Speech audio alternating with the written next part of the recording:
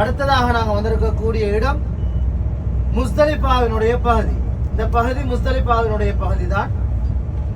பிறை 9 அரபாவிலிருந்து வரக்கூடிய ஹாஜிகள் முஸ்தலிஃபாவுக்கு பிறை 9 சூரியன் மறையிறத்தோட மகரிப் தொழுகைக்கு என்ன செய்வாங்கன்னா ஹாஜிகள் முஸ்தலிஃபாவை நோக்கி வந்துருவாங்க.